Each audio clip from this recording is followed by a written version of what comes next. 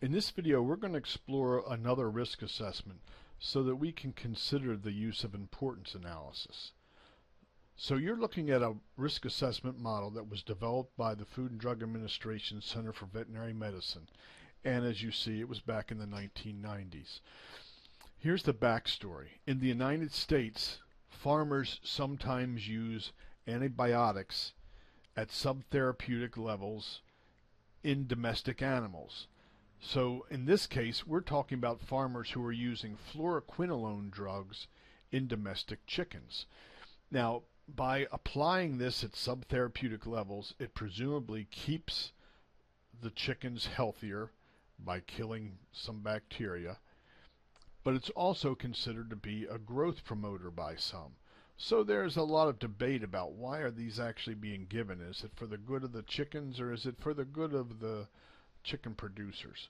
We'll leave that argument aside right now and skip to the issue here, which was there was evidence of an increasing number of fluoroquinolone resistant Campylobacter. Campylobacter are bacteria that are commonly found in domestic chickens in the United States. So here's how it would work. A farmer would apply some of these fluoroquinolones in the water or possibly even in the feed for chickens. The fluoroquinolones then would kill much of the Campylobacter bacteria in the chickens, but it wouldn't kill all of the bacteria. Some of the bacteria could successfully resist the fluoroquinolones, and so those would be the bacteria that would continue to breed. So when the chickens were processed and found their way into the marketplace, if they had Campylobacter on them, it would be a good chance that it was fluoroquinolone resistant Campylobacter. So if you buy this chicken and don't cook it properly, or if you cross-contaminate, put it back on the plate that the raw chicken was on, or in any number of ways became sick from fluoroquinolone Campylobacter, let's suppose you eventually see a doctor. You were sick enough that you saw a doctor. Doctor says, I'd like a stool sample. Most people say, no thank you, I'd rather be sick. But some people will turn one in, and the doctor diagnoses campylobacteriosis. But the doctor says, don't worry, because I've got these drugs, fluoroquinolones, that I can give you, and that'll knock it right out of you.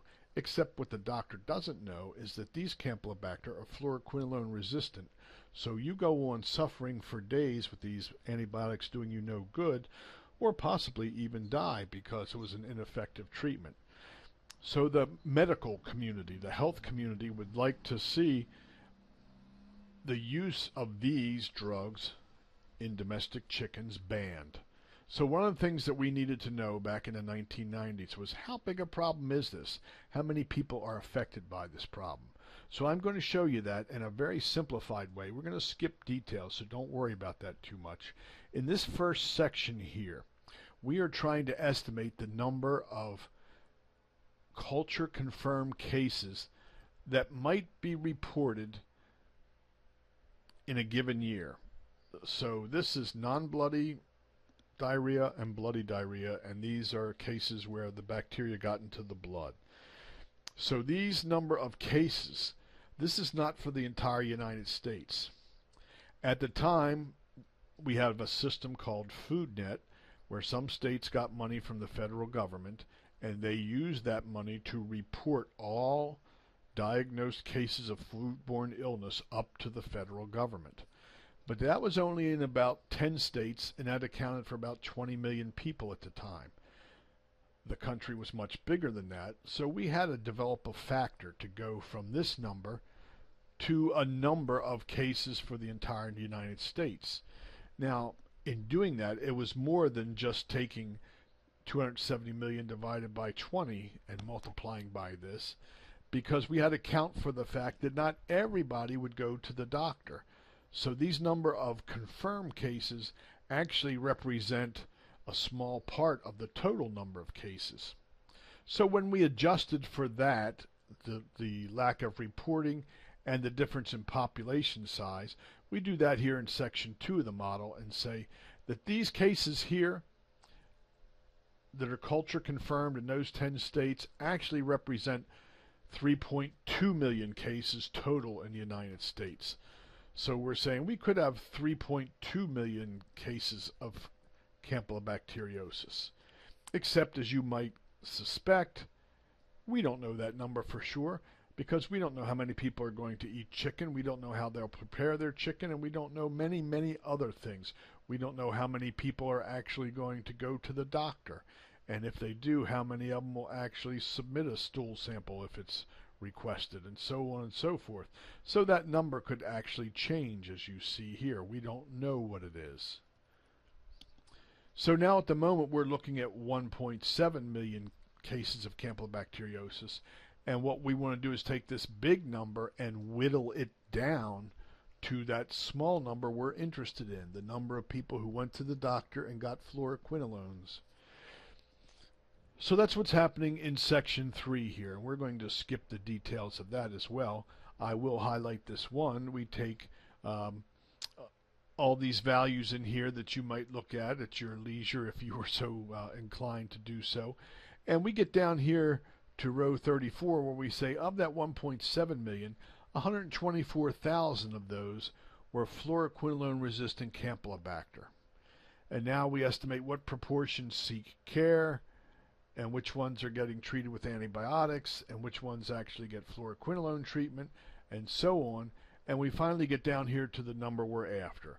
So here's our estimate. 6,656 people are affected by this problem. In a country as big as the United States, is this problem big enough for us to take any action with these drugs? Because they may indeed be keeping a lot of people from getting sick. They do kill a lot of bacteria. So if we stop using these drugs, chickens are still going to have Campylobacter, and as a matter of fact, they might have more Campylobacter than they did before.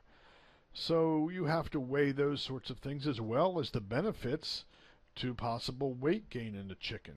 That makes chicken available to people at a lower price than it would have been otherwise. So this value is one that we don't know. It could be 12,000, could be 7, could be 8. So let's do a simple simulation here real quick. We'll do 10,000 iterations, and you begin to see the values. Look up there at the maximum. We've got a maximum of almost 40,000 people. There we jumped up to 75,000 people. If this is a problem that affects 75,000 people, maybe we need to do something. If it's a problem that affects the minimum of 2,400, maybe we don't. Well, we've got our results now, and what we want to know is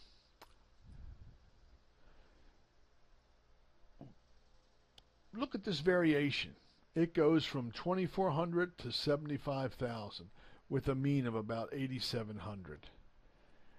That's a big spread, and if we would like to know what is contributing to that spread, of all the things in this model that we just went through, all the values in column E, which one of these contributes the most to this spread?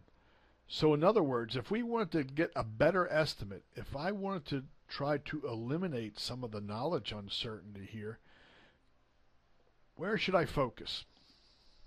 Well, it turns out that At-Risk has a very convenient tool, and it's discussed in other videos, so I'm just going to use it here. We're going to take this graphic, and I'm going down here to the tornado.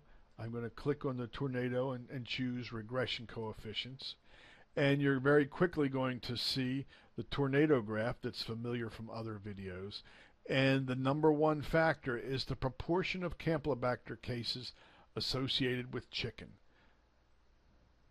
Okay, we're not going to worry about these others. We're just going to take this very first variable, the proportion of Campylobacter cases associated with chicken.